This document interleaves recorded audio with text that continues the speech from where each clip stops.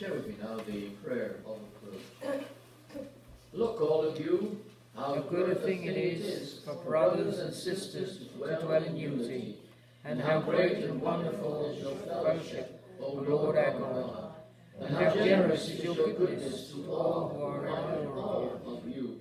So in its holy place, we lift up your prayers and praise your holy name. Amen. We love to talk about global warming, and you are reminded time and time again about the dangers, and in fact if we don't turn it around within 11 years, we are in deep doo-doo. And I say that in all honesty, that there is the danger of certain animals and birds and flowers and things just disappearing, because we've been so careless what the good Lord has given to us in our stewardship. And I came across this little story from email back in 2011. It's going back a few years. And it's called The Green Thing. You may remember it, some of you.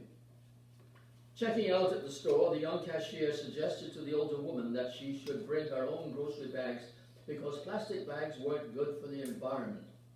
The woman apologized and explained, "We didn't have this green thing back in my earlier days." The clerk responded, "Well, that's our problem today. Your generation did not care enough to save our environment for future generations." She was right. Our generation didn't have the green thing in its day.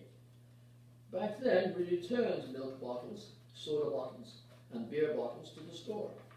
The store sent them back to the plant to be washed and sterilized and refilled, so they could use the same bottles over and over.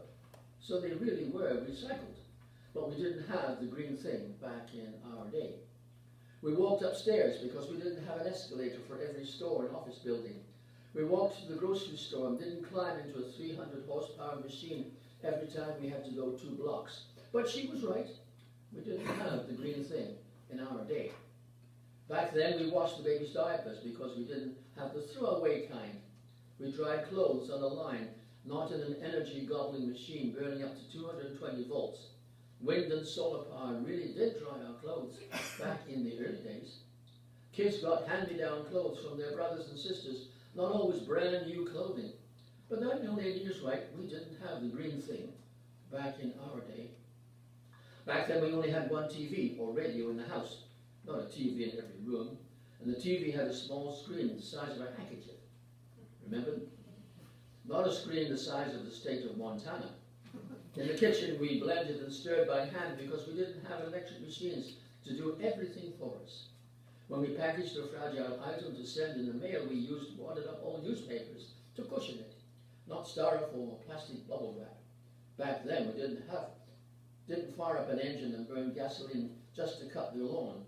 We used a push mower that ran on human power. We exercised by working, so we didn't need to go to a health club to run on treadmills that operate on electricity. But she was right. We didn't have the green thing back then. We drank from a fountain when we were thirsty instead of using a cup or a plastic bottle every time we had a drink of water. We refilled writing pens with ink instead of buying a new pen, and we replaced the razor blades in a razor instead of throwing away the whole razor just because the blade got dull. But we didn't have the green thing back then. Back then people took the streetcar or a bus, and kids rode their bikes to school or walked instead of turning their moms into a 24-hour taxi service. We had one electrical outlet in a room, not an entire bank of sockets to power a dozen appliances. And we didn't need a computerized gadget to receive a signal beam from satellites 2,000 miles out in space in order to find out where the nearest pizza joint was. But isn't it sad the current generation laments how wasteful we old folks were just because we didn't have the green thing back then? Don't make old people mad, we don't like it.